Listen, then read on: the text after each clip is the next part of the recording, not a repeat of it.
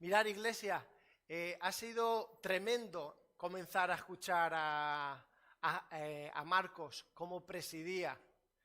El mensaje que traigo hoy, creerme, no es un mensaje, ya podéis sentaros, disculpar, no es un mensaje de esos que a uno le gusta predicar, ¿no? Son de esos pasajes, de esos temas que uno a veces dice, pero Señor, ¿otra vez? Hace 2 domingos el Señor nos llevó por un pasaje, continuamos con el libro de Efesios, estamos acabando, estamos en Efesios 6, vamos a ver el versículo 18, y dices, ¿por qué? ¿Por qué?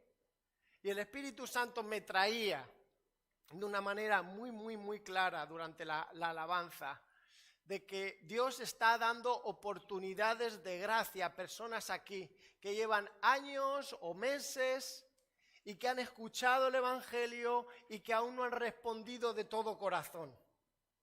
Entonces, creedme que el mensaje de hoy es un mensaje potente. El Espíritu Santo lo trajo a mi corazón con profundo fuego y voy a intentar centrarme. Vamos a seguir el hilo. Estamos hablando de la guerra espiritual, que nuestra lucha no es contra sangre y carne. Traducido al lenguaje de hoy, no es contra ninguna de las personas. Todo lo que vemos alrededor nuestra, nos guste más o menos, estén a favor o en contra nuestra o de la cosmovisión de Cristo, no tenemos que tomarlo personal. Los colectivos que son anticristo, los gobiernos anticristo, debemos de orar por ellos, por misericordia, para que conozcan al Señor y evidentemente para que su reino venga por medio de su iglesia de manera activa, guerrera, militante. Pero no debemos tomarlo nunca personal. Efesios 6, 18, dice así la palabra del Señor. Orando en todo tiempo con toda oración y súplica en el Espíritu, velando en ello con toda perseverancia y súplica por todos los santos. Mirad que Dios siempre quiere romper patrones que llevan al desvío y a la destrucción. Patrones que nos llevan por caminos que parecen buenos, pero que acaban siendo malos. Hace 2 semanas vimos cómo en los tiempos del profeta Elías y en los actuales no ha cambiado nada. Los mismos perros con distinto collar, los mismos demonios operando bajo distintas personas, organizaciones. Antes tenían orgías en los templos paganos y sacrificaban a los bebés que nacían en los altares de fuego.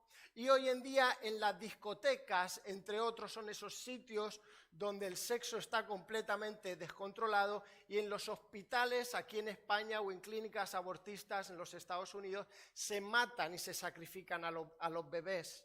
Siguen adorando el sexo y por lo tanto matando a las personas. Siguen los demonios de la antigüedad operando igual en la misma actualidad. Y aunque pareciera que uno dice, ¿qué tiene que ver este versículo 18 con ello? Vamos a ver cómo tiene mucho más de lo que imaginamos. El Espíritu Santo a través de Pablo nos quiere traer un mensaje profético, es decir, un mensaje de urgencia, un mensaje que sí o sí, como iglesia aquí en Valencia, tenemos que poner con obra. Incluso hay un símil también con Elías. En Elías podemos ver el Espíritu Santo, podemos ver ese mismo Espíritu Santo sobre Pablo, trayendo un mensaje también bien potente. Primera de Reyes 17:1, el profeta Elías, dice la palabra del Señor, que era de Tisbé, de la región de Galaad, dijo a Acab, el rey, juro por el Señor Dios de Israel a quien sirvo, que en estos años no lloverá, ni caerá rocío hasta que yo se diga. Esto es una bomba. ¿Por qué esto era una bomba? Porque no simplemente está mostrando el poder de Dios a través de su siervo el profeta, sino que es un ataque directo a su Dios, a Baal. ¿Por qué? Porque Baal, según ellos, era el dios de la fertilidad, del clima y de las tormentas. Por lo tanto, lo que Elías está diciendo es: mi Señor, mi Dios, es el único Dios verdadero. Es el Señor soberano, es el que creó los cielos y la tierra, el que puso un límite al mundo, el que sabe todo cómo lo ha creado y el que hace que funcione todo lo creado perfectamente. Mi Dios es el Señor soberano, el que controla las tormentas. Y yo, como mensajero suyo, como profeta suyo, te digo, oh rey Acab, que no lloverá en 3 años y medio, sino por mi palabra. ¿Qué sucedió? Ya lo sabéis, así fue. Por 3 años y medio no llovió. Y así Elías estaba demostrando que su Dios, el Dios de Israel, Yahweh, era el único Dios verdadero. Que el Dios al cual adoraban y sacrificaban todo tipo de salvajadas era un Dios falso. Que aunque fuese el Dios de la tormenta, todos los dioses se someten al Dios de Israel. Entonces, esto es una bomba. ¿Y por qué estoy trayendo a colación con este versículo?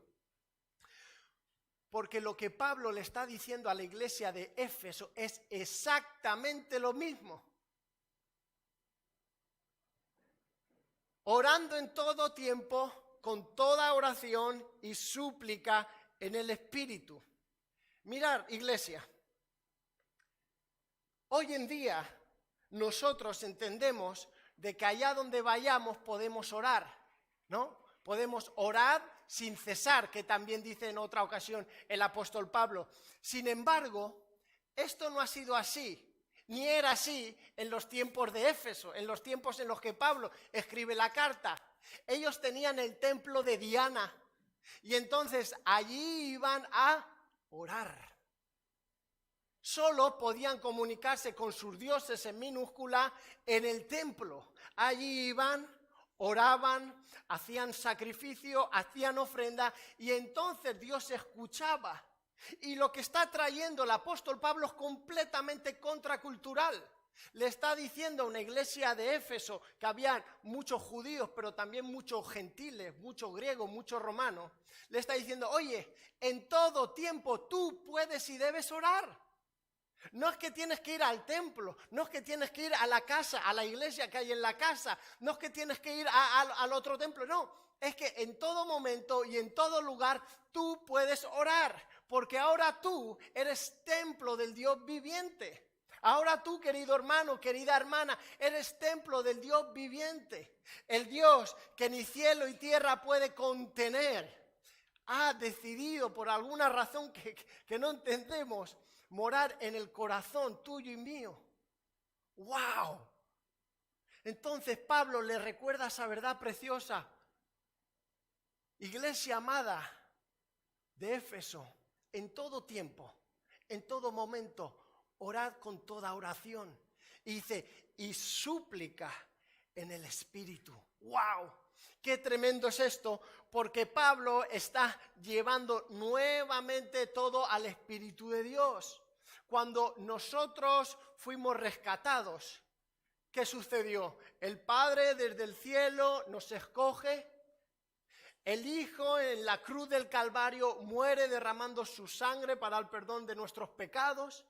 Pero es el Espíritu Santo el que el Padre y el Hijo entregan a los creyentes y es el que mora en nosotros. El Espíritu Santo, el Espíritu de Cristo, el Espíritu de Dios. Dios Padre, Dios Hijo y Espíritu Santo. La Santísima Trinidad. ¿Por qué estoy trayendo esto a colación?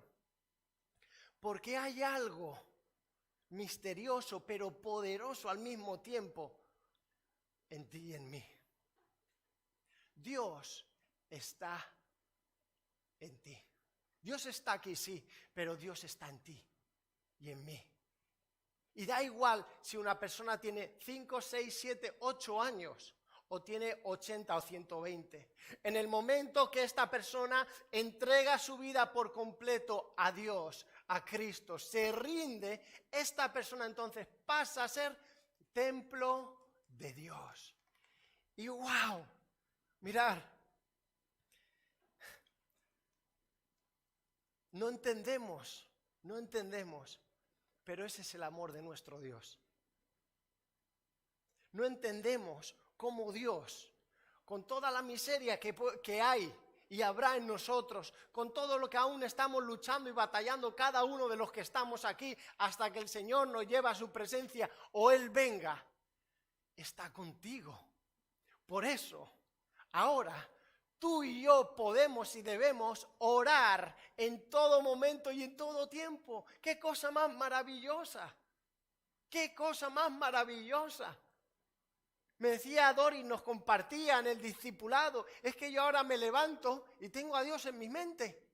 Y me levanto a las 8 o a las 12 o a las 3 de la madrugada, o voy caminando, y tengo a Dios en mi mente, voy hablando con Él. Cuando yo antes completamente lo ignoraba, creía, pero sí, ahí estás. Ese es nuestro Dios. Y lo que Pablo les está diciendo a los de Éfeso es: orando en todo tiempo con toda oración. Notemos la redundancia.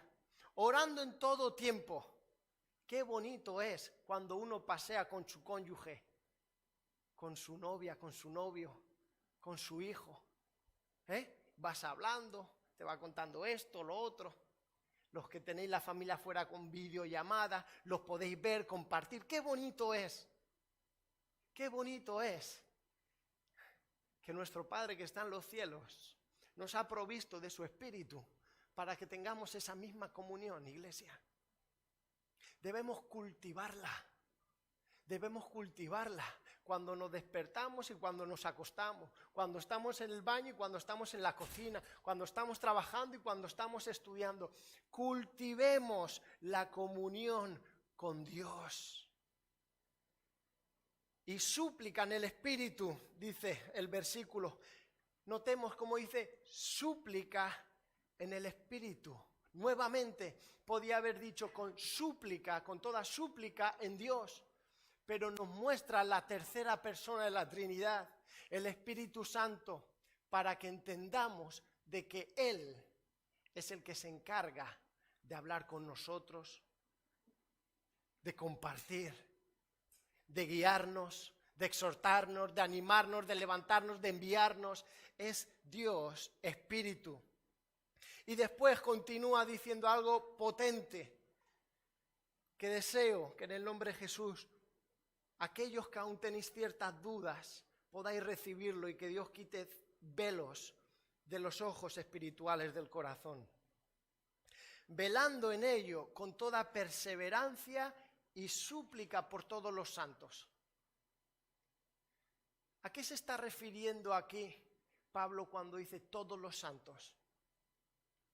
La tradición romana en la que muchos de nosotros hemos crecido o hemos escuchado nos enseña que los santos son los que ruegan, interceden por nosotros, que los santos son aquellas personas que han vivido vidas aquí en la tierra buenas y una vez muertos son beatificados y son declarados santos.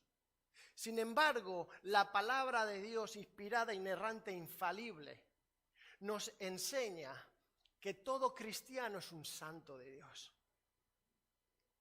¿Por qué entonces está el apóstol Pablo diciendo con toda perseverancia y súplica por todos los santos, por toda la iglesia de Éfeso, por toda la iglesia que está en Roma, por toda la iglesia de Tesalónica, por todos los santos, por la iglesia universal, por la iglesia católica? Eso significa católica, universal. ¡Qué tremendo! De hecho, escuchar esto, 62 veces aparece en todo el Nuevo Testamento la palabra santo, refiriéndose a tanto instrumentos santos como personas que han partido, como personas que están. Y 39 de ellas, solo Pablo en 39 veces utiliza la palabra santo para referirse a los cristianos. Si tú eres un hijo de Dios, tú eres un santo de Dios. No lo digo yo, lo dice Dios en su palabra. 39 veces de las 62 que aparece, Pablo se refiere a su iglesia como santos. santos, santos. Efesios 1:1, de hecho, ¿cómo comienza Pablo la epístola? Pablo, apóstol de Jesucristo por la voluntad de Dios, a los santos y fieles en Cristo Jesús que están en Éfeso. No se refiere a los muertos. No hay tal cosa en la palabra de Dios de que los que han muerto puedan interceder por nosotros. No la hay.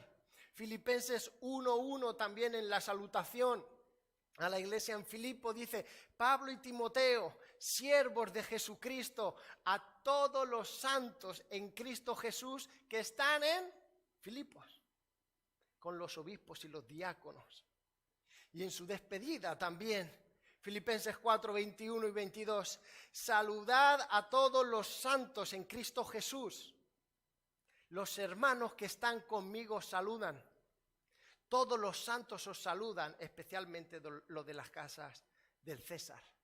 En Hechos 19 se nos narra cómo Pablo ha hecho una labor misionera, apostólica, yendo, predicando durante 3 años y medio. Y bueno, ahí ya historiadores y tal debaten de las personas que pudieron haber recibido en casa de César el evangelio. Pero sin duda, en la casa del César habían personas que habían abrazado a Cristo y el cristianismo. Y a esos se les llama santos y que les dan saludos. Pero quiero poner más en contexto del por qué Pablo está diciendo esto a los de Éfeso, a los hermanos que estaban en Éfeso. ¿Por qué les está diciendo eso? Éfeso tenía una de las 7 maravillas del mundo antiguo, el templo de Diana de los Efesios. Una de las 7 maravillas del mundo antiguo.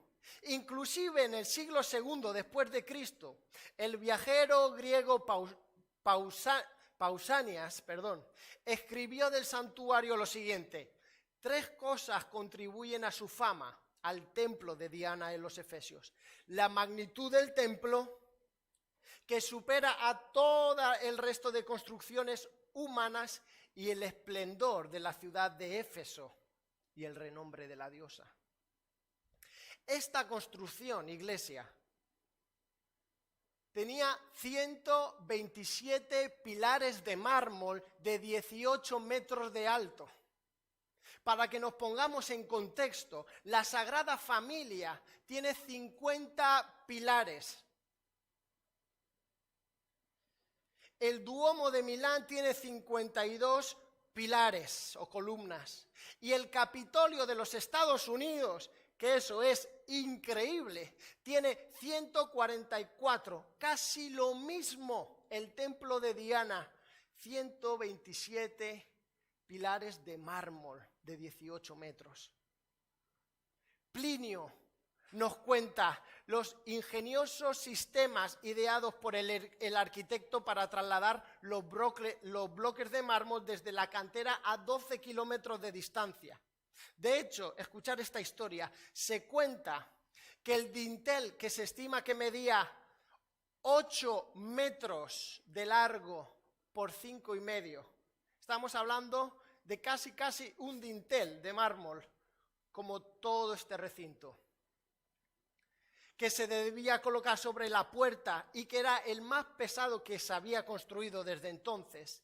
El arquitecto, Quercifrón, angustiado, pensó en suicidarse, pero por la noche, escuchar, iglesia, se le apareció Artemisa en sueños y le animó a vivir porque ella misma había ajustado la enorme pieza. Al día siguiente, en efecto, eso fue lo que había sucedido. Nuevamente, Pablo sabe que hay una lucha espiritual. Y cuando les está diciendo a sus hermanos en Éfeso que oren sin parar, que oren sin cesar, en todo tiempo, en todo momento, es porque sabe que la oración del justo puede mucho. Es porque sabe que las oraciones de todos los santos en toda la ciudad de Éfeso son muy poderosas y quiere activar y concienciar al pueblo de Dios.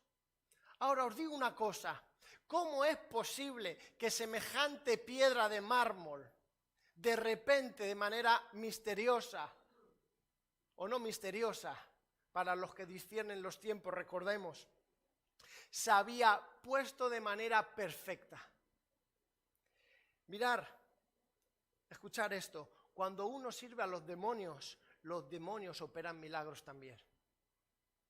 Aquellos que entregan su vida, su alma al diablo, el diablo les colma de todo aquello que desean: fama, dinero, salud, prosperidad, todo temporal, todo limitado, pero lo concede.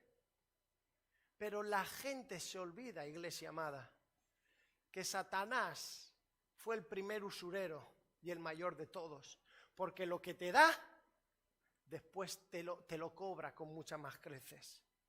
Y voy a contar un testimonio, una persona bien cercana a mí. Hubo un doctor venezolano, los venezolanos lo conoceréis, José Gregorio, un buen hombre profesional que hizo grandes aportes al campo de la medicina en Venezuela y muchas obras buenas. De hecho, este hombre hace 100 años, un poco más de 100 años, ayudaba al pueblo venezolano y los atendía de manera gratuita. Si uno estaba enfermo, oye, ven, o voy yo y te atiendo, te doy la medicina, te aconsejo lo que haga falta. Este hombre hizo una labor increíble. Sin embargo, en el 1919 fallece. Pero después de muerto, las personas le tenían tanta estima que entonces siguieron acudiendo a él en oración, a través de rezos. Y en el 2021 el Papa Francisco lo beatifica, lo canoniza. Dice, este ahora es un santo para la Iglesia en Roma, porque cientos de personas estaban testificando del poder sanador y milagroso que operaba a un muerto. Conozco un caso muy cercano a mí, donde una persona enferma compró el material para la intervención, puso en su mesa gasas, tijeras, bisturís, agua, aguja de coser, hilo de coser, alcohol, etc. Y se fue a dormir sobre unos paños, unos empapadores, boca abajo, como le había dicho el demonio. Y cuando se levantó, se encontró con sangre por todos los lugares, los instrumentos habiendo sido usados evidentemente con sangre y con una operación hecha sobre su cuerpo. Esa persona quedó completamente sana y totalmente endemoniada. Hemos estado viendo que los demonios que operaron en el pasado siguen operando en el presente. Vimos como los demonios que operaron en Artemisa, en Baal, son los mismos que operan en la actualidad. Pero yo quiero ahora traeros un poquito más de luz para que veamos y sepamos cómo contractuar. Éxodo 7 dice, entonces Moisés y Aarón fueron a ver al faraón e hicieron lo que el Señor les había ordenado. Aarón tiró una vara al suelo delante del faraón y de sus funcionarios, y la vara se convirtió en una serpiente. Entonces el faraón llamó a sus sabios, venid, y a sus hechiceros, y a los magos egipcios. Y entonces ellos hicieron lo mismo con las artes mágicas, versículo 11. Versículo 22, el agua se convierte en sangre, Faraón llama a sus magos y los magos, versículo 22, Éxodo 7, los magos volvieron a usar sus artes mágicas y también convirtieron el agua en sangre. Éxodo 8, más de lo mismo con las ranas. Moisés obedece al Señor, el Señor envía una plaga de ranas que cubre todo el territorio, Éxodo 8:7, pero los magos pudieron hacer lo mismo con sus artes mágicas. También lograron que aparecieran ranas en toda la tierra de Egipto. Escuchen, iglesia, no creamos todo lo milagroso. Que una cosa sea milagrosa no quiere decir que sea de Dios. Que una persona haya acudido a la bruja, al mago, al chamán o a un espiritista y que le haya funcionado, no quiere decir que eso haya venido de Dios. El filtro para saber si lo milagroso es de Dios o el diablo es la Biblia, la Sagrada Escritura. Y el enemigo siempre ha querido hacer desde el principio tres cosas: incitar, llevar a la persona a tres tipos de pecados que te mantienen completamente dormido. El primero, la incredulidad. O no hay Dios, o si lo hay, bueno, no es tan bueno como dice ser, porque no me diría no comas de ese fruto. El orgullo. Puede ser yo el Dios de mi vida, seréis como Dios. Y vemos que la misma mentira sigue operando en la actualidad. Y la idolatría. Pongo mi fe en cualquier persona en vez del Creador. O en el Creador, pero también en la creación. Deuteronomio 34. Estoy presentando un panorama bastante amplio para que podamos entender un poco más lo que se estaban enfrentando los cristianos en Éfeso y lo que nos estamos enfrentando nosotros.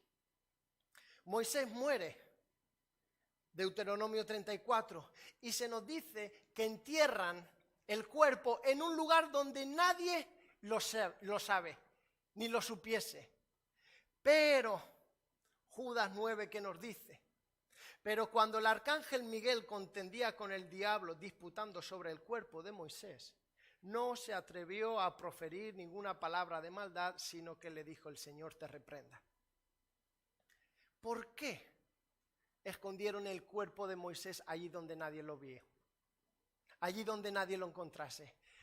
Porque bien sabe Dios nuestra inclinación idólatra, que si hubiesen encontrado el cuerpo de Moisés, estarían haciendo peregrinaciones hasta el día de hoy, rogándole a un cuerpo muerto, rogándole que haga los mismos milagros que hizo en vida, que escuche e interceda como intercedió por el pueblo de Israel. Porque sabe Dios que tenemos esa tendencia. Pero también lo sabe el diablo. Por eso contendía con su cuerpo. Y no solo eso, ¿por qué no se ha encontrado el arca del pacto? ¿Por qué no se han encontrado las tablas de la ley? Piénsalo. Tenemos bustos de filósofos, reyes, gladiadores, emperadores, escritores del primer siglo y antes. Pero no tenemos ninguno, incluso de Egipto, pero no tenemos ninguno de nuestro Señor Jesucristo. ¿Por qué? Porque sabe Dios que si tuviésemos un busto como puede haber de Julio César, o de Nerón, o de Calígula, o de cualquier otro emperador, bien sabe Dios que nos postraríamos y nos inclinaríamos pensando que ese busto es Dios mismo. Pero el enemigo, iglesia, de nuestras almas, sí que lo sabía, sí que lo sigue sabiendo y sí que lo sabe. Por eso, José Gregorio fue un buen hombre y murió. Él no tiene la culpa de todo lo que está viniendo después, pero el engañador ha engañado a muchas personas y sigue engañando y le ponen comida, bebida. Y créeme que esa comida y esa bebida al día siguiente aparece comida y bebida.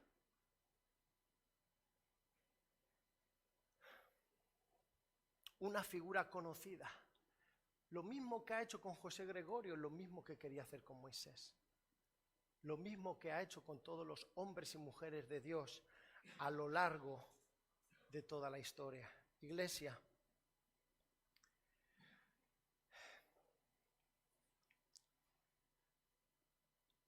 esto va más allá. En Roma, Francisco no simplemente beatificó a este hombre, llevando a cientos y miles de personas a acudir a él con ofrendas, pidiendo milagros. sino que Francisco mismo, en los jardines del Vaticano, llevó a la Pachamama, una diosa andina, la madre tierra, lo que significa Pachamama, junto con líderes espirituales indígenas, y con la figura en el suelo comenzaron a elevar cánticos ahí en los jardines del Vaticano, ojo, cuidado, presentándose como símbolo de vida y fertilidad. ¿A quién le sorprende? No debería sorprendernos, Iglesia, si somos entendidos en los tiempos y sabemos discernir cómo el maligno debe estar y está operando. Pero recordemos nuevamente que nuestra lucha no es contra las personas que hacen esto. No debemos cabrearnos ni con Francisco ni con nadie que haga estas salvajadas. Debemos de ver más allá quién está operando. Y quiero enfatizar nuevamente una cosa. Como cristianos, estamos llamados a amar a todos. ¿Sabéis lo que significa todos en el griego? Todos. Todos y cada una de las personas creadas a imagen y semejanza de Dios. Todos, absolutamente todos los que estamos aquí, en esa iglesia, ahí en el parque, o en la Malvarrosa, o en las montañas. Todos, absolutamente todos, somos iguales delante de Dios, en honra y gloria. Todos tenemos el mismo valor intrínseco, interior, personal. Ninguno es más ni menos por la raza, religión o color de piel. Por lo tanto, Iglesia, debemos amar y ayudar a todo aquel que lo necesite. A todos. Amamos a todos los santos que nos han precedido como hombres y mujeres de Dios, desde Adán hasta la actualidad. Honramos las vidas y los ministerios de aquellos que fueron un instrumento de Dios, como Moisés, José, Rahab, Daniel, Jael. ¿A alguien le suena Jael? Esposa de Heber. Es curioso porque de ella se dice lo mismo que dijo Dios de la Virgen María. Jueces 5:24. Bendita ella entre todas las mujeres de la tierra, Jael, mujer de Heber. Amamos también a Esther, a David, a Ruth, a Pablo, a Pedro, a María. Amamos a María, la madre de nuestro Señor Jesucristo, y a su esposo José. Amamos a Pablo, amamos a Agustín, amamos a Tertuliano, etcétera. Pero no podemos dejar que nuestro amor por los hombres ciegue nuestro entendimiento. No podemos dejar que nuestro amor por los hombres opaque el amor por Dios y su palabra. No podemos hacer que el amor por los hombres nuble la verdad revelada de Dios, que al fin y al cabo es el mejor camino para vivir. Debemos de discernir. Y quiero que a vista de pájaro veamos algo que os va a explotar la cabeza, como lo hizo conmigo esta semana.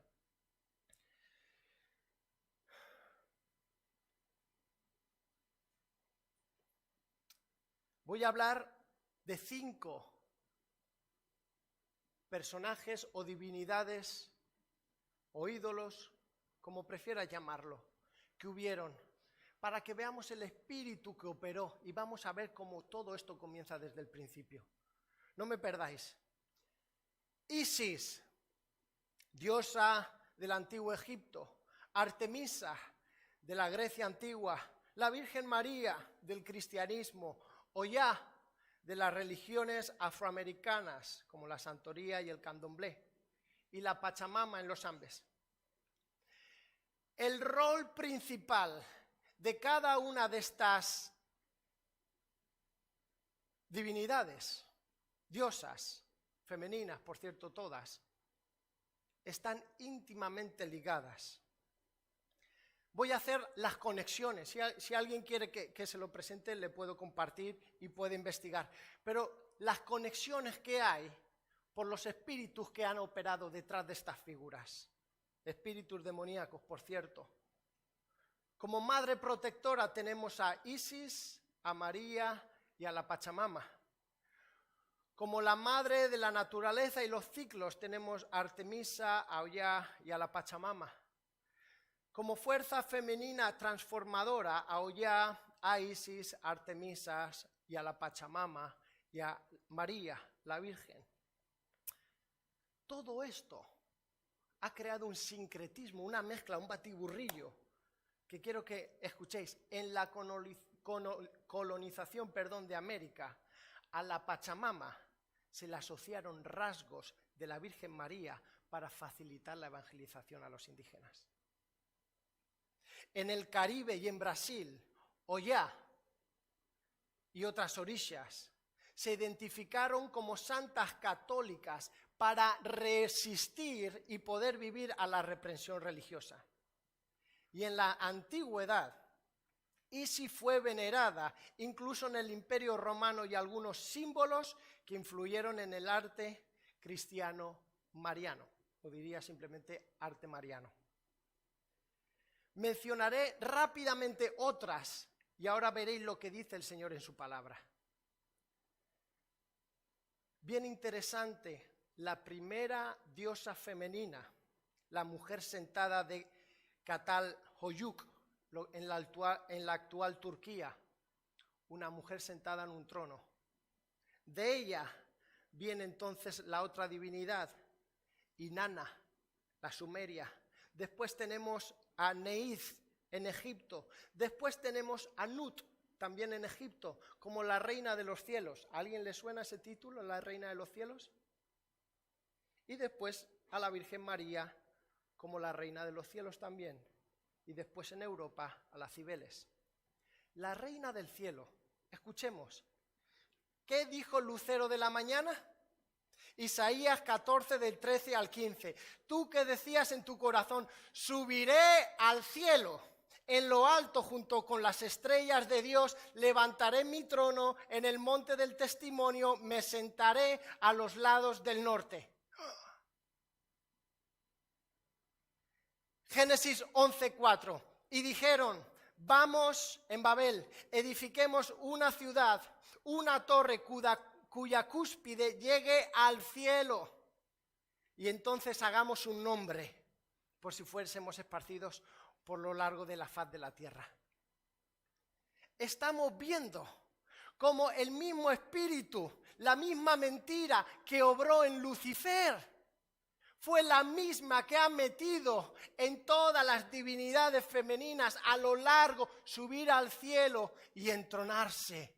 Lo que él no pudo hacer, lo está haciendo y lo ha hecho a través de siglos y siglos de historia con todas las religiones y todas las divinidades. Pero esperar, ahí no acaba todo. Pío XII, en su encíclica, recuerda del texto litúrgico, Santa María, Reina del cielo y soberana del mundo.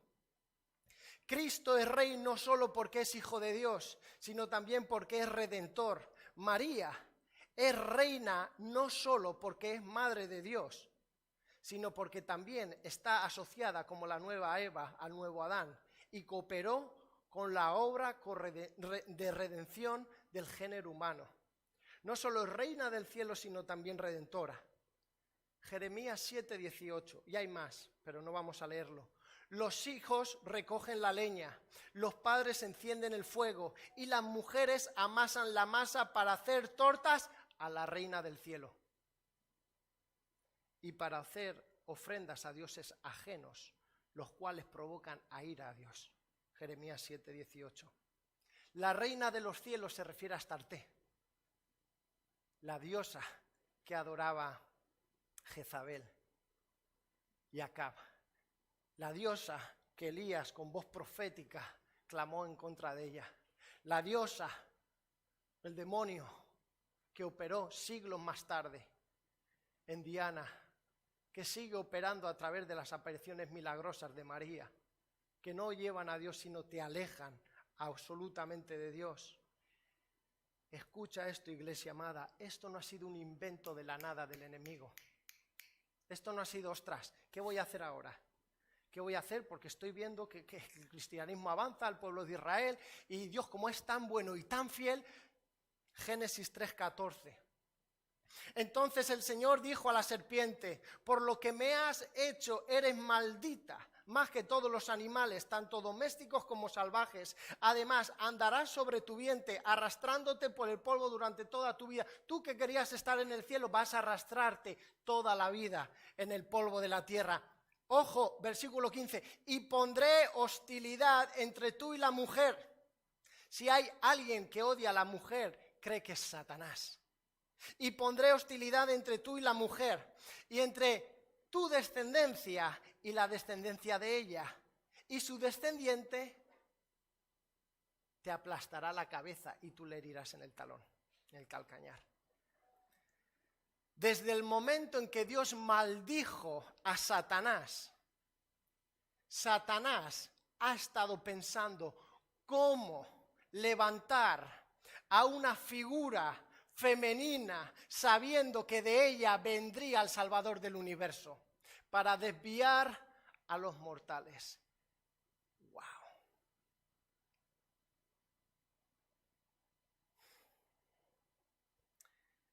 ¿Y sabéis por qué esto es espiritual? Porque si no, tú que me estás escuchando y aún sigues con tu Virgen y tu rosario, al escuchar esto de la palabra de Dios tan claro, dirías, Señor, perdóname, pero no puedes ni quieres porque estás atado espiritualmente.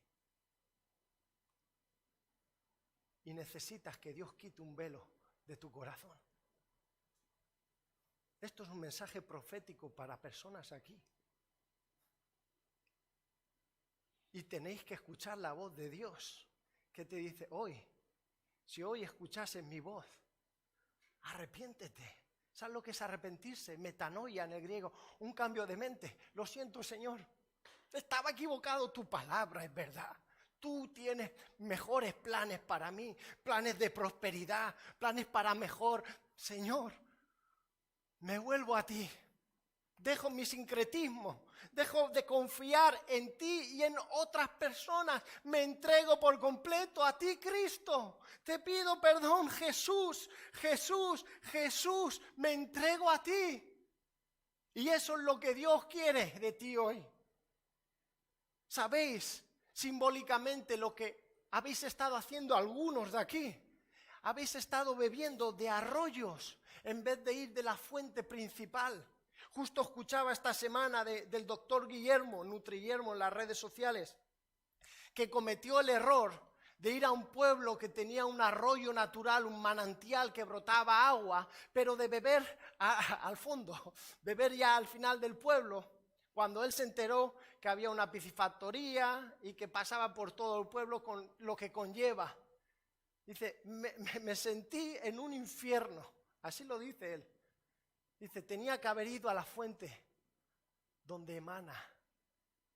Y lo que yo os estoy diciendo aquí a algunos es en el nombre de Jesús. Ves a la fuente de vida, a aquella fuente que emana del trono de la gracia de Dios. Sumérgete y dile, hazme un hombre nuevo, hazme una mujer nueva. Te quiero a ti, Jesús, y solo a ti. Da igual lo que te hayan dicho tus padres o tus abuelos. Da igual lo que te digan a ti o a mí. Lo único que importa es lo que la palabra de Dios dice. Porque por su palabra vamos a ser juzgados. El sincretismo, la mezcla de todo el batiburrillo espiritual, sigue siendo el arte que el infierno utiliza para desviar la atención del Creador y hacerte beber aguas contaminadas. Este ha sido siempre el deseo de Dios, iglesia, escuchar. Por eso hizo lo que hizo con Moisés y por eso Pablo dijo lo que dijo a los hermanos en Éfeso. Dios siempre ha querido la atención sobre él. ¿Quién fue el que siguió a Moisés como sucesor y líder? Josué. Pero Josué tenía otro nombre. Oseas. Josué se llamaba Oseas, que significa salvación en el hebreo. Pero cuando ya va a partir Moisés, el Señor le cambia el nombre a Oseas y dice, tú ya no te llamarás Oseas, tú te vas a llamar Josué. Porque Josué significa en el hebreo, el Señor es salvación. Los ojos del pueblo de Israel no van a estar sobre Oseas, sobre la salvación, porque en ti no hay ninguna salvación, en mí no hay ninguna salvación, en Pablo no hay ninguna salvación, en José Gregorio no hay ninguna salvación, en ningún otro hay salvación, en ningún otro hombre dado a los hombres, que en el nombre y la persona de Jesús. Por eso a ella, amado amigo, amado amiga, corre ahora mismo. Esto está siendo una advertencia profética porque no sabemos cuánto más el Señor extienda su gracia. Dios siempre ha querido que el foco esté sobre Él, porque Él es el bueno, Él es el amoroso, Él es el misericordioso. Si no fuese por su misericordia, todos, yo el primero, estaríamos consumidos. Yo tendría que estar muerto hace años. Pero qué bueno que es Dios, que extiende su misericordia 1 año, 2, 50, 58 y 120. Qué bueno que es Dios, este Dios que te ofrece salvación por gracia. Él lo hizo en la cruz, Él fue clavado en el madero. Sobre sus hombros llevó nuestro pecado, nuestra enfermedad, nuestra muerte, sufrió nuestro infierno. En sus llagas, por sus llagas nosotros hemos sido sanados, somos sanados. Por su sangre nuestros pecados son perdonados todos, todos, todos. ¿Y qué tienes que hacer? Arrepentimiento, metanoia, un cambio de mente, un giro de 180 grados. Señor, voy a ti. Me estoy congelando, estoy en Siberia y estoy en bañador, porque el barco me tiró y me quedé en el bañador del spa, me quedé en el bloquecito de hielo, en el bañador, con el bañador en Siberia, perdón. Pero ahora, ¿qué es lo que tengo que hacer? ¿Quedarme congelado? No, tengo que correr al sol por lo menos, y si no a algún lugar que haya fuego. Y yo te estoy diciendo, corre al sol de justicia, antes de que ese sol de justicia sea un fuego consumidor. Hoy Dios ha extendido su misericordia un día más. Y sabéis, la única persona, el único ser, mejor dicho, que está interesado en tu muerte y destrucción y la mía, el diablo, porque él nunca ha experimentado ni experimentará misericordia. Esa misericordia que tú y yo experimentamos. Por eso ruégale ahí, quita el velo de mi corazón, quiero verte a ti, Jesús. Quiero verte a ti, Jesús. Por eso es que Pablo le dice, no es por ahí, no es yendo al templo. No tienes que ir al templo para orar, no te tienes que arrodillar ante ninguna figurita. En todo momento, en todo tiempo, levanta oraciones y súplicas en el Espíritu, por mí, por todos los santos, por todas las personas. Concluyo. ¿Estás poniendo toda tu confianza en Jesús o en Jesús y otros? La verdadera vida en el Espíritu, la espiritualidad verdadera, comienza conociendo al Dios verdadero y viviendo en constante comunión, en oración día a día. Y concluyo con un testimonio. Mi hermano lo mencionó hace tiempo cuando presidía, de pasada. Timoteo. ¿Sabéis cómo murió Timoteo? Timoteo, el discípulo de San Pablo, de Pablo de Tarso. Timoteo murió como mártir. ¿Sabéis dónde? En Éfeso. ¿Sabéis lo que estaba haciendo Timoteo? Durante una fiesta pagana dedicada a Dionisio, al dios Dionisio, Baco, Timoteo salió a las calles a reprender la idolatría y la inmoralidad de la multitud. Eso, ¿sabéis lo que hizo? Provocó tal rabia en la gente que lo golpearon con palos y garrotes, fue arrastrado por las calles como un perro y finalmente murió por las heridas que le habían hecho. En el 97 después de Cristo. Estas palabras proféticas, cargadas de la lucha espiritual que estamos viendo, que le dijo a la iglesia que Timoteo las hizo suyas, debemos hacer las nuestras. Y hoy más que nunca necesitamos una iglesia militante. Matizo, que ame a todas las personas y no se ponga a discutir ni a menospreciar a nadie, por favor. Que el amor y la misericordia y la palabra de Dios sean nuestras únicas armas. Pero que luchemos con ellas. Iglesia, ¿qué hacemos en medio de toda la inmoralidad y la idolatría? ¿Pensáis que Timoteo fue un loco, un radical? Todos los discípulos también lo fueron porque murieron todos a excepción de Juan, el discípulo amado. O tal vez este es el camino que Dios quiere. No necesariamente el del martirio, pero sí el de ser testigos fieles de Cristo. Estamos viviendo una realidad absolutamente oscura.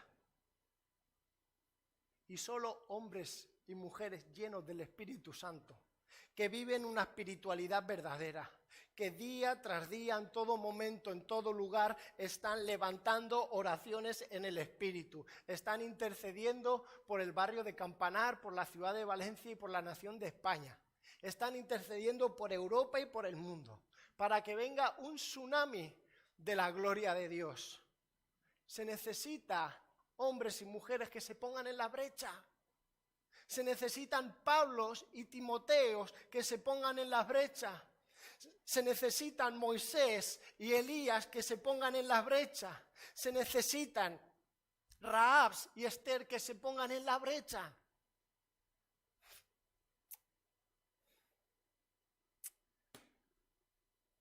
¿Qué vamos a hacer, iglesia? No estoy diciendo que ahora vayamos por las calles gritando, no, por favor, no.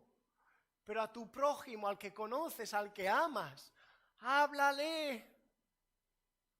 A tu vecino, que tanto lo quieres, que tanto te quiere, que tanto lo saludas, lo abrazas, hablas, háblale de Cristo, del Evangelio. Porque es poder de Dios para salvación de todo aquel que en Él cree. Y quiero hacer un llamado a aquellas personas, porque créeme que este mensaje ha sido para toda la iglesia, pero en específico de urgencia de salvación para algunas. ¿Qué vas a hacer ante Dios? Escúchame. ¿Estás creyendo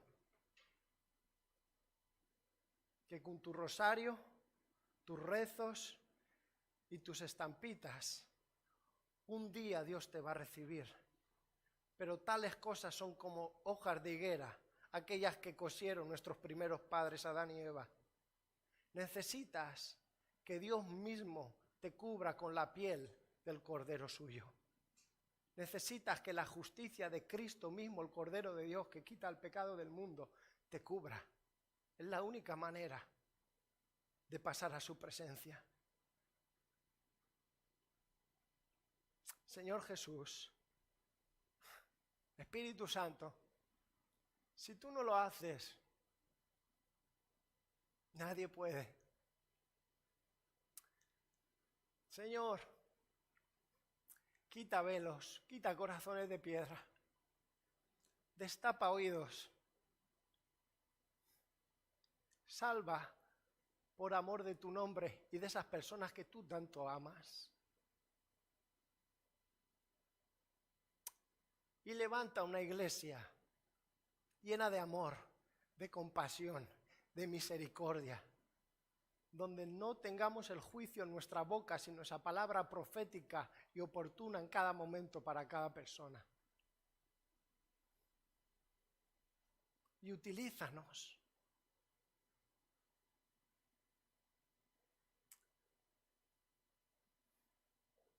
Para traer tu reino, Padre. Padre nuestro que estás en los cielos, santificado sea tu nombre. Venga, Valencia, tu reino. Venga, España, tu reino. Visítanos, perdónanos. Ten misericordia porque hemos pecado contra ti.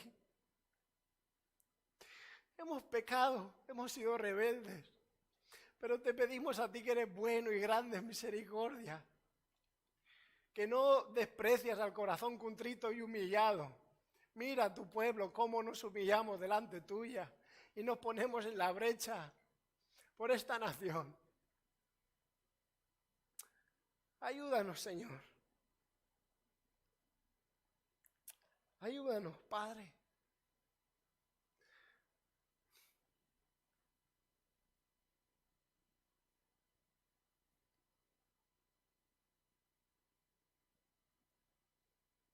Responde, amado hermano. Responde. Dile, yo iré. Yo iré.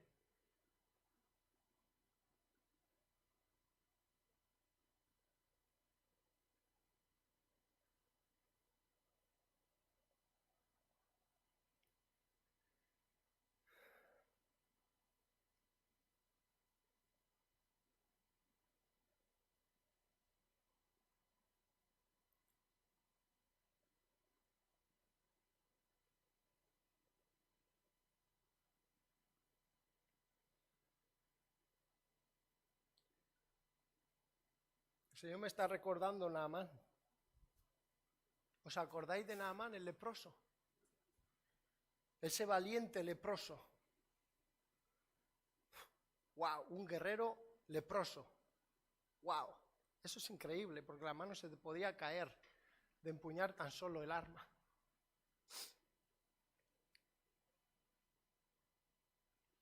Y sus siervos le dicen, bueno, hay profeta en Israel.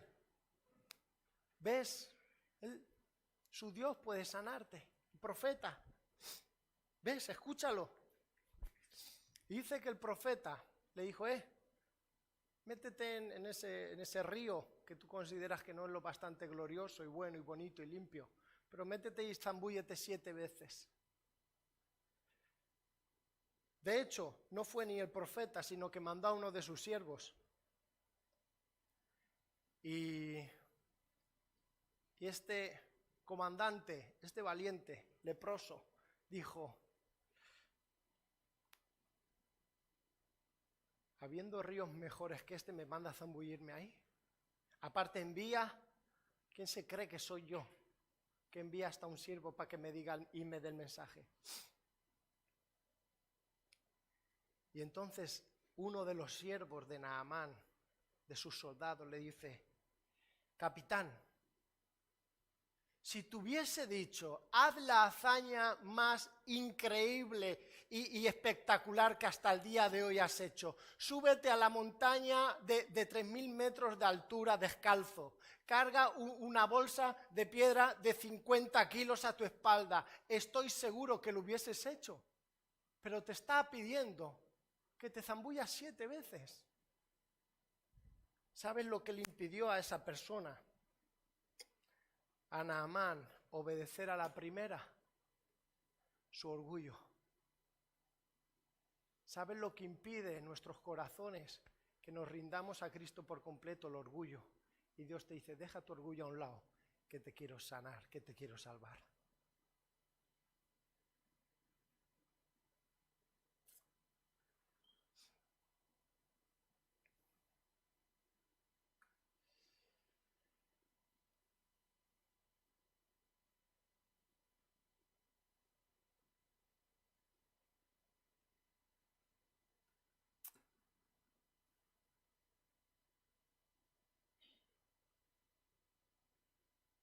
Aleluya. Señor, te necesitamos y te amamos. Ayúdanos a amarte más y a servirte mejor, con todo nuestro corazón y con toda nuestra alma y con todas nuestras fuerzas, porque solo tú eres digno. Que nuestras vidas sean un altar de olor fragante, un sacrificio vivo que te honra y te glorifica en todo momento. Ayúdanos a vivir cerca de ti y amarte cada día más.